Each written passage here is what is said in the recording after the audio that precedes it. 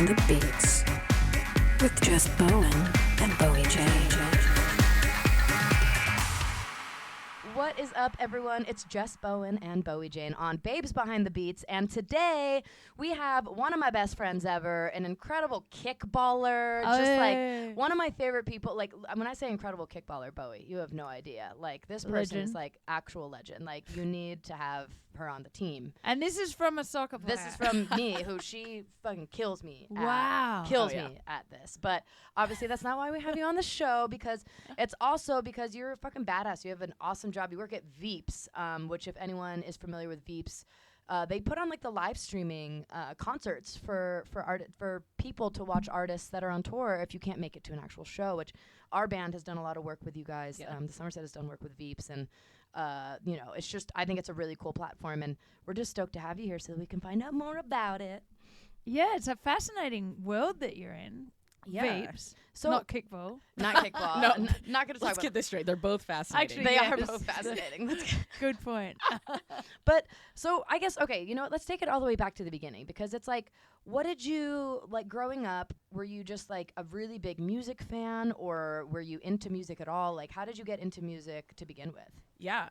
So my family, just in general, has always been massively into music. Like, I literally at 5 years old was like listening to classical music to go to sleep, like on my little boom Oh, wow. box. Yeah. Wow. Like, I could not sleep without music. Like, my mom is massive into like Motown. My mom's definitely gonna listen to this. Shout out, mom. Nice. Shout out, mom. Love your mom. She's massively into like Motown and like Michael Jackson and Prince and like everything like that. So I was like from an early age just very indoctrinated into music from like anywhere from like the 70s, 80s, and then like obviously the 90s when I was born, and then like so on and so forth. It's just been always just a massive part of my life. So it was a very natural progression, I feel like. Yeah. Did you just grow up like loving going to like concerts? Like, what was your like musical like? Yeah. Yeah. Like, my brother and I both played instruments. Like, when I was maybe like 5 or 6, like they got me into piano. Oh my god. And everybody thought I was like a prodigy, but no, I was not at all a prodigy. I was literally like, I couldn't even read music at the time. I was literally like, I don't know what I'm doing to the But teacher. you were able to play without even reading the music? Yeah, like she would like, the teacher would play it back to me and I'd be like, okay, absolutely, this is it. Like, Wait, this. so you were just doing that by ear? Yeah. Whoa. I mean, to be honest with you, that's kind of prodigy shit. Like, at that age, if you can do that. Yeah, That's I don't know what insane. happened since, but I don't know what happened since, but like, yeah, like we got into like piano, and then my brother went into like he was in the marching band, and I was like, I want to do something, so I started playing guitar, but like, and then like I like back into kickball. I also got into soccer, and then for a while I was just like, actually never mind, like screw this, like I just want to like go to shows and like be in like the music scene and like things like that. So like, yeah, like in high school I would just go to local shows and just kind of be around it just every weekend, every time I got the chance. What were like your kind of like favorite? So you said like your mom obviously grew like, because same with me actually. I grew up on like a lot of Motown stuff with my parents and stuff. But what you specifically, was there a specific genre or like certain bands that you were always like wanting to go out and see? Yeah, I mean, it changed obviously like as I like evolved and grew up, but like, I mean, I like really loved like pop music from the jump. Like my brother was born in like the early 90s, so he was big on like the NSYNC, like NSYNC like, over Backstreet Boys? we were supposed to talk about this. I know. Get out. The intro, I am no longer one of your best friends. I'm so sorry. Yeah, I take that back. I'm Absolutely. gonna redo this intro once you leave. No, I'm kidding. Absolutely. You're like, can you take that bit out? Thank you. All day. NSYNC, huh? NSYNC Okay, all alright. day. But yeah, like them and like Spice Girls, like I was just yeah. like, oh my god, this is like sick. Like this is so cool. like this is like just so upbeat and like whatever. And then like Love's eventually, a hook. You love yeah. a hook. Yeah, exactly. Yeah. Like I just like from like a very young age, like pop music was like the thing I was into. And then like I was into like Justin Timberlake, and then like I like grew up in like the mid 2000s, so like obviously I was like a big Jonas Brothers person, and like like the High School Musical crap and all of that like was just like a huge for me. And then like somehow I like ended up in like the like the pop rock pop punk scene, and like started with like Paramore, and then just like delved into like the Warped Tour bands and so on and so forth. Right. Yeah, which is obviously like this whole Adobe station Yeah. is Yeah. like all about that stuff. Yeah. So, I mean, oh, sorry. Go ahead. So at what point did you go, I want to work in the music industry? There was actually an exact moment. Yeah. No way. Really? Were you on that tour? Oh my god, that would have been hilarious. Maybe. It What was was like 2009. It was like one of the like first shows that I like was allowed to go to without a parent. I was like 13. It was like a Glamour Kills tour, something like that. Something like one of those kinds of jazzes. And I was like in the crowd and I was like, you know, like watching the changeover or something weird. And all my friends were like in the corner with their like little point and shoot cameras, like taking pictures. And I was just like, oh my God, like this looks so sick. Like these people just like travel from like city to like, you know, like the 13-year-old just being like, that looks so sick. Yeah.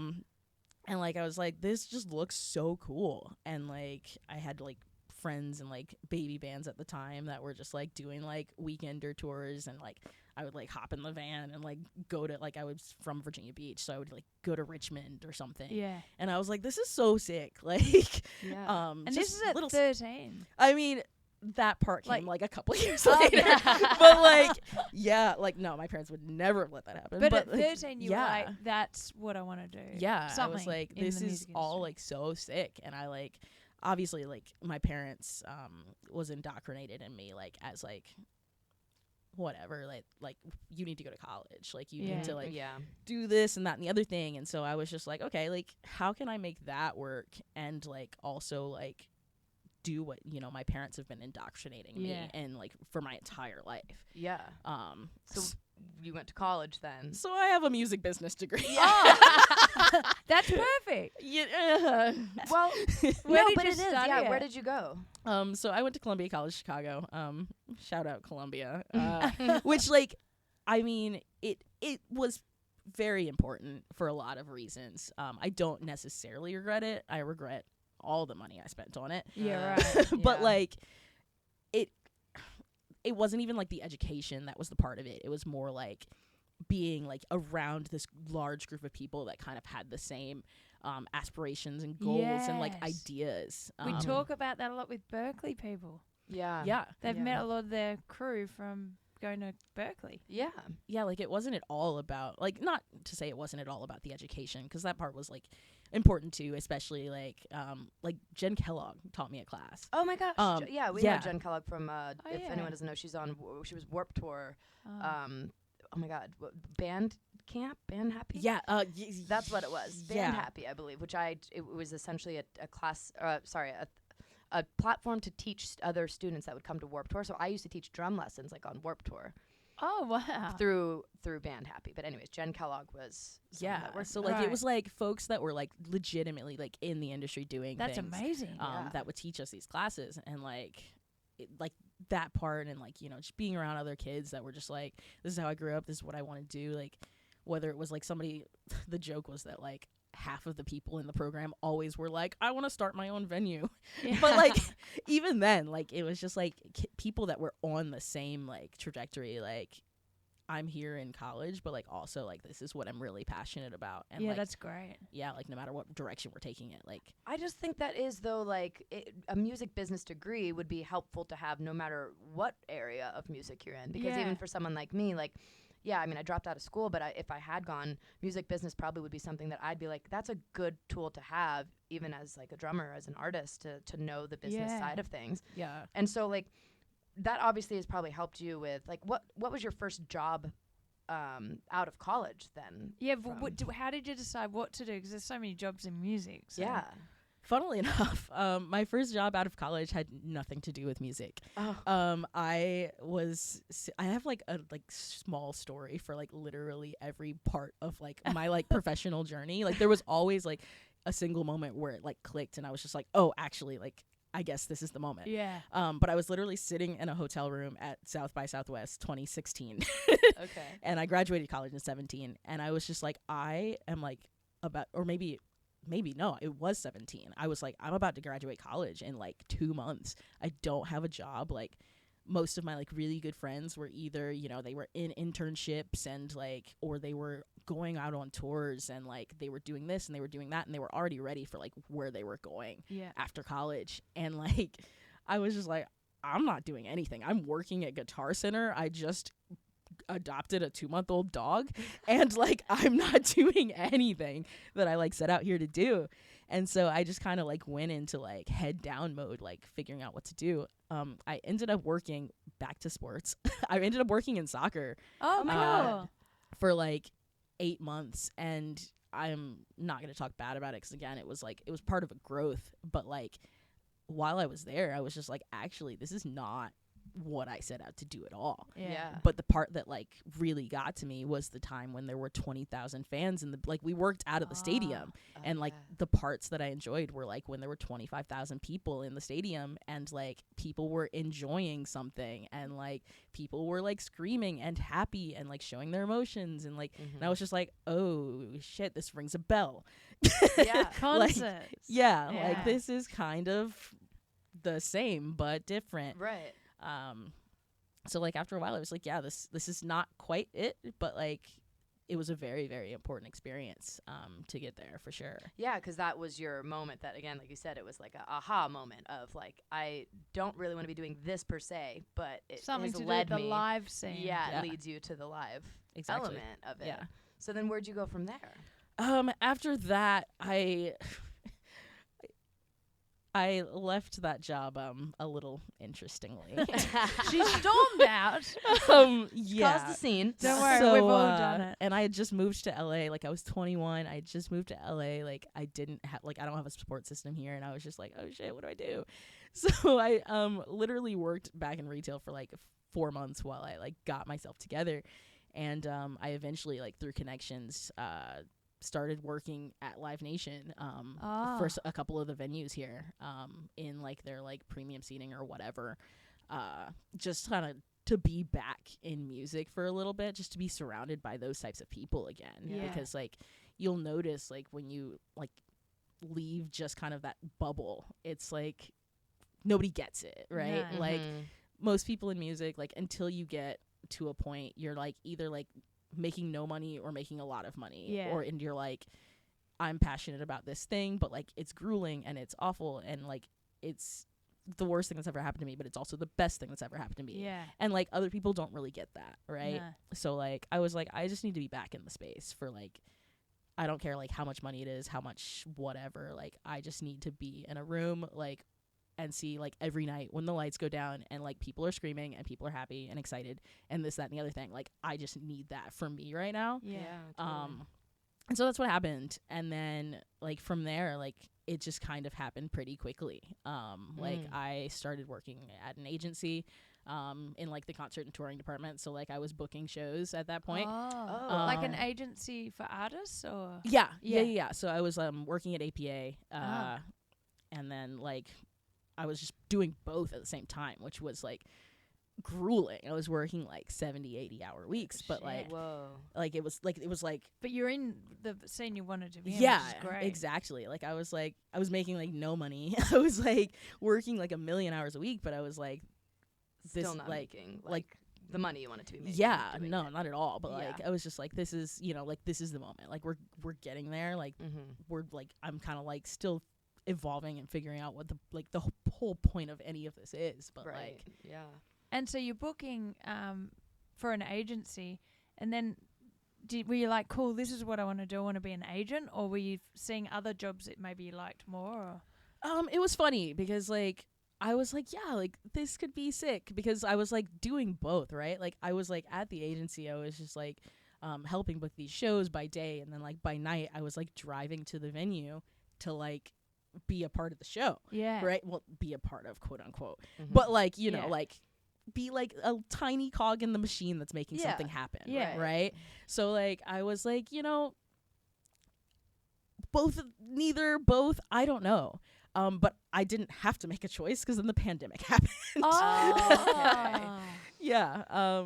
So Got the it. pandemic happened, obviously, March of 2020. So like, what did you do? Because like basically no gigs all of a sudden. Exactly. So like like literally the bottom falls out. yeah, the dominoes just kind of fell. There was literally like there's no shows to book.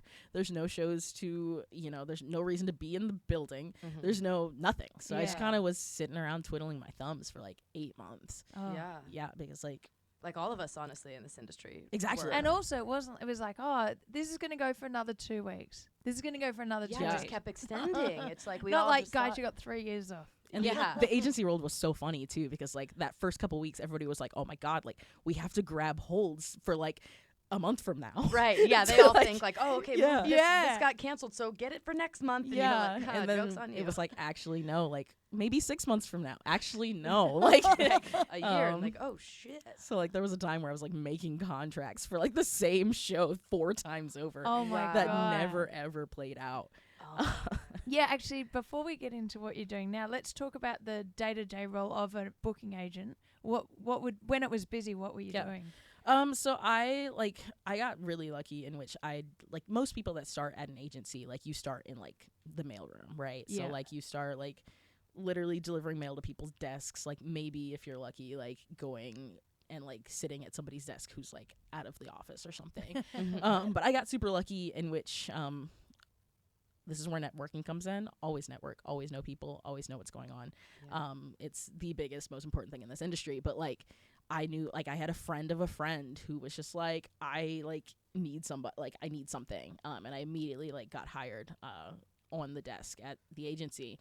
Wow. And basically like day to day was the most grueling job I've ever done in my entire Right. life. But again, like the people that are there are like people that are like, I want to be an agent.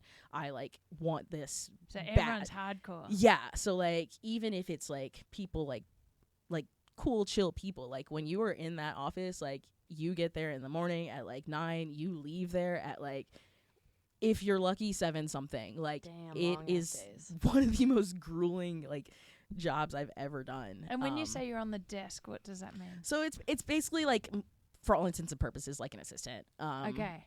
So like I So like, doing everything. Probably. yeah, exactly. Literally Yeah. everything. I worked for 2 people at the time too. Ah. Whoa, Which is okay. also like not quite the norm, but like I worked with 2 very different agents. One of them was working like in like EDM and like had a couple like pop singers too, like singer songwriters, and then the other one was working with like adult contemporary artists Oh. and like Good Whoa. experience. yeah, so it was like really really well rounded, and like it was a great experience. Like I wouldn't trade it, but like it was grueling. Like Yeah. like contracting, keeping track of like more money than I have ever seen in my bank account in my entire life. Like So, because you're dealing with literally the even for instance like the guarantees and whatnot. Exactly, Right? yeah. You're negotiating those terms, or you're like, what is it that you're doing exactly with the contracts? for these exactly. So people? essentially creating them. Creating. So like okay. I could still like recite to you in the front of my mind like guarantee is this, like artist to receive blah blah blah blah blah blah blah. Right. Like Yeah. I can literally still like write the contract out to Oh. you, which is insane. Like I'm nobody's lawyer. I should not be Yeah. 23 writing contracts. Well, that's what I was curious about. Is how did you even know how to do that? Did someone sit there and teach you that, or was that something from your music business degree that you actually kind of a little bit of both, right? So Yeah. like I got lucky in which like the language was something I vaguely understood because like I because had of the degree? gone to school, but like Yeah.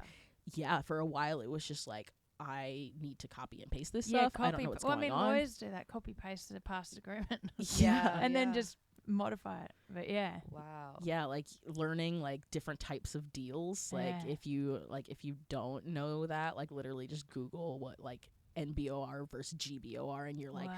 what the hell is this? What is NBOR and Um, GBOR? Net box office revenue versus gross box office revenue. Yeah, Basically see? just like Those are things that I don't Thank even. God Yeah. for Google. Yeah. yeah, exactly. 'Cause you When just you're on look the it up. fly going, oh yes, I know what you're talking about.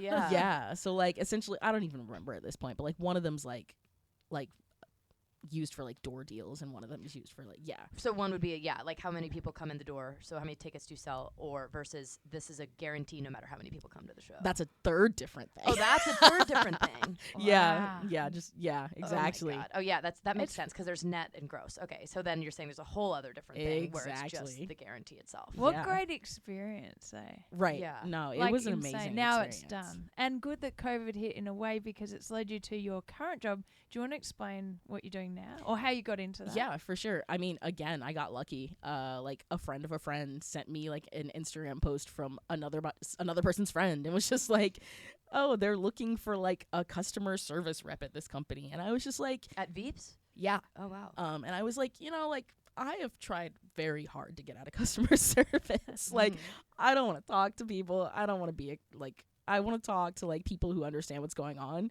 Yeah. Like shout out to people that work in customer service, because like it's hard. Hard work. It's Yeah. so grueling, because like people just want to rip your head off at every moment.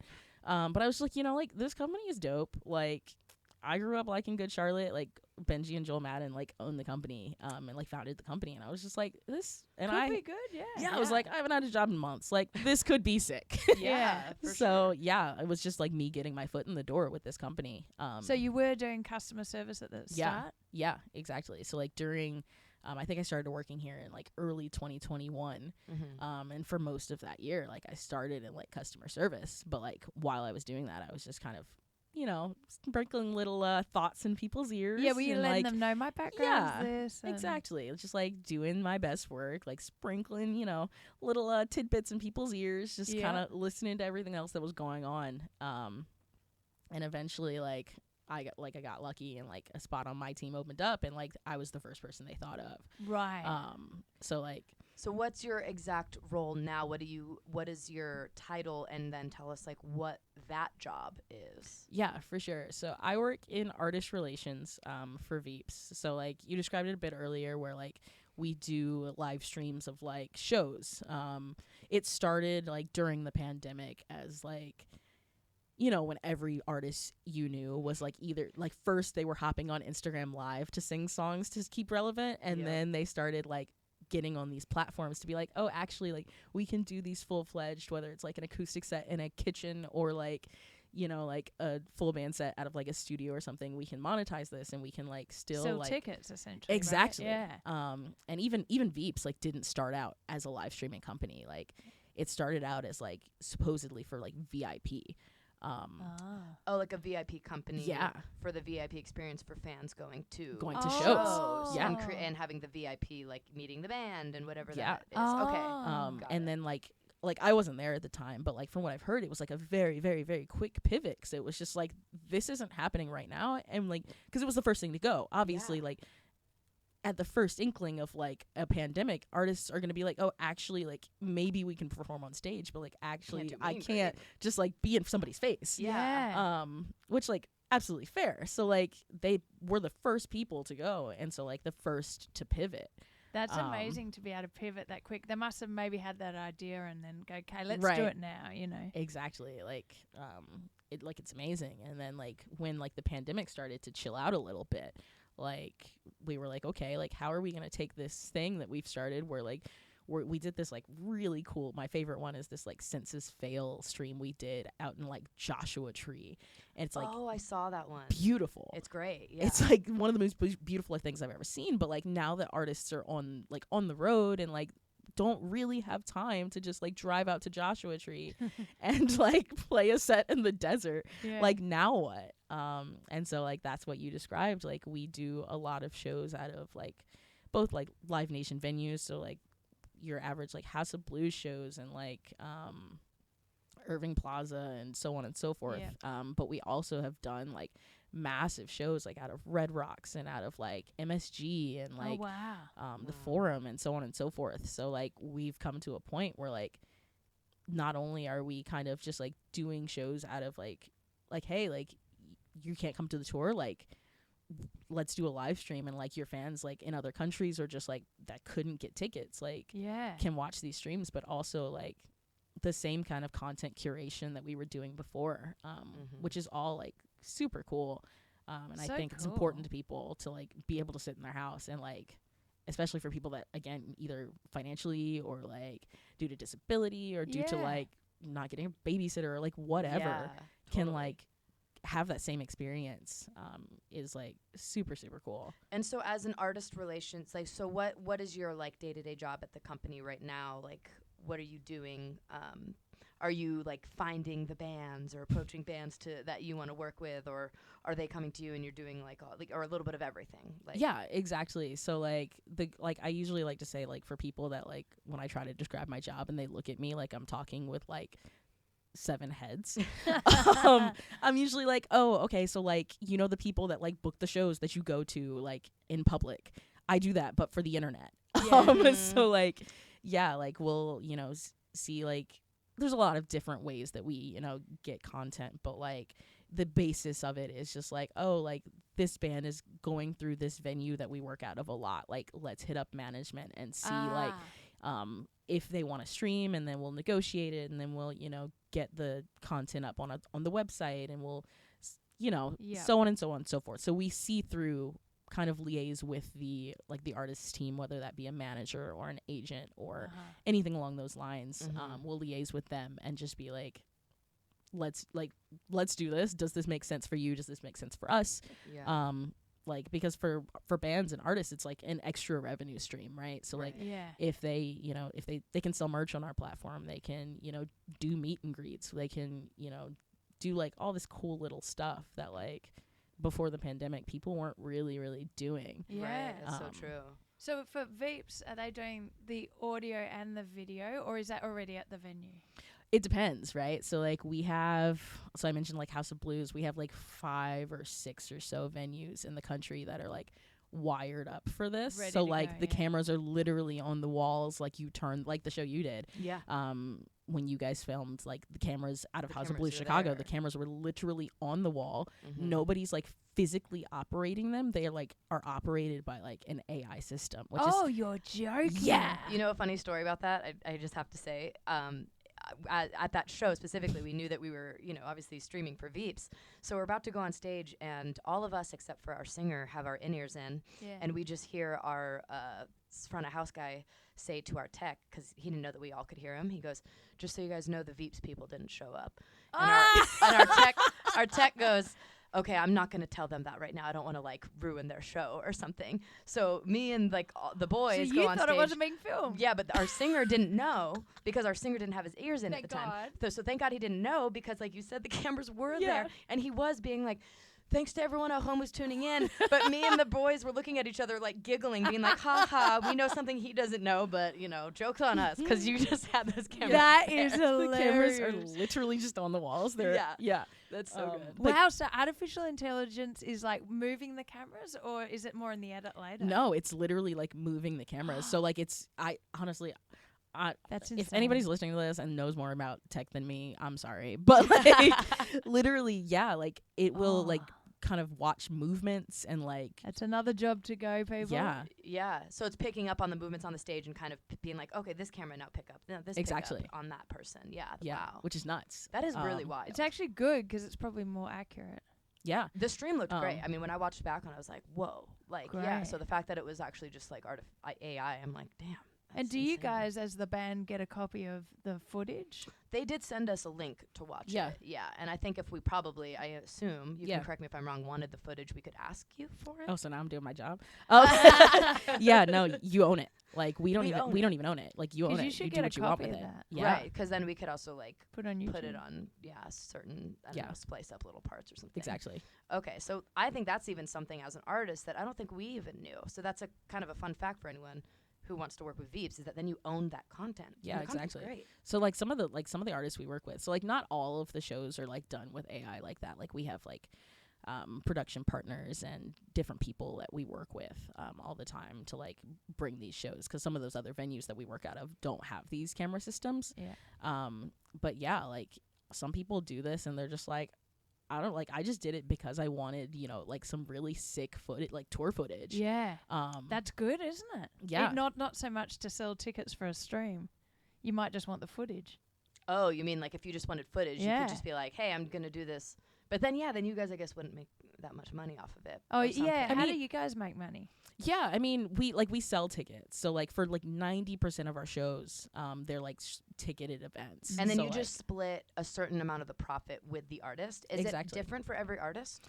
it's all very different. It's like, again, like it's like an agent negotiating a deal. That's So true. it's like it depends on the artist. It depends on the venue, like how many tickets like that they have sold before that they think they're gonna sell. Like it's all like kind of part of that same calculation that like an agent would do when they like, you know, are booking a new tour or booking a new, you know, like a one-off show. Like it's And I bet it would also matter if you have to hire that production company to come in to film versus if you just have the cameras that are already built in. Exactly. It's an extra cost. Yeah.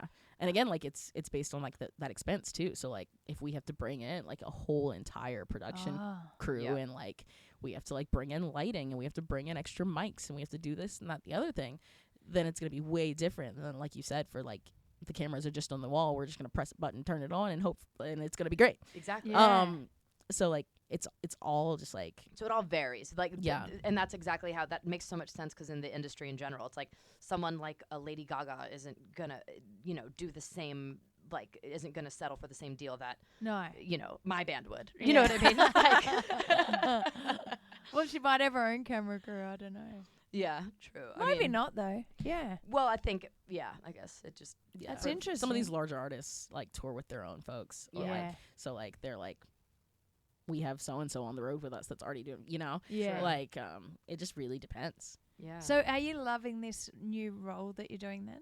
Yeah, I love it. I mean, it's like a general like hybrid of literally everything I've ever done, Yeah, which is like amazing. super interesting. But yeah, it's great. Like the team is great. Like obviously, like I said, like Benji and Joel Madden are like at the helm, which is like amazing. They couldn't choose like two better people to work with. But like it's been great. It's been like over 2.5 years at this point. Wow. So how long were you in the customer service role? I mean, I started working at Old Navy at 16. Oh no, I mean at I was Veeps. just like, customer service, let me tell you. We've got years to talk about on this. No, I mean, what was maybe 10 months? See, that's how So long you less got to than a year. stick at it though. Less right? than a year still, and then you were able to move up to like a great position. Yeah. That's amazing. Let that be a lesson to everyone. Yeah, that's really great. And again, I really do think like the music business degree thing, like it's a good thing to have in that world. Yeah. I think that's really helpful. Like you said, the terminology and stuff. Like I didn't even know. Like, I've been doing this since I was 18, and I'm like, wait, what's that again? Like, because I just don't deal with the business. And side. she Like, didn't what's know a she deal? had the What's footage. a deal? We get paid to do this. Wait, Wait, hold on. and that you own the footage. Yeah, I know. I was like, oh, there's footage. Can I have that? Yeah, I didn't even know that. You're like, I watched it. It was cool. Yeah, and then the link expired. So now I'll never see it again. oh my God. Well, Allison, thank you so much for being here and for just this knowledge, because honestly, I think a lot of our listeners, it's just interesting to hear all different aspects of the industry. Oh, and fascinating. yeah, and like the world that you're in and Veeps, like you guys are doing such amazing stuff. So it's really cool to hear about it. Thanks for coming in. Thanks for having me. And for anyone who's not already following you and wants to see all your cool kickball content, do you want to give your social media? Absolutely. Please follow me and look at all the dumb things I post. Instagram, I am Allison Sorrell. Cool. We'll tag it Just too. figure out how to spell it. It's fine. Figure out how to spell it on your own. That's what she Good said. luck. Oh, that's awesome. Amazing. Well, thanks again for being here. You know I love you. And let's go play kickball this weekend. Yay. Hell yeah.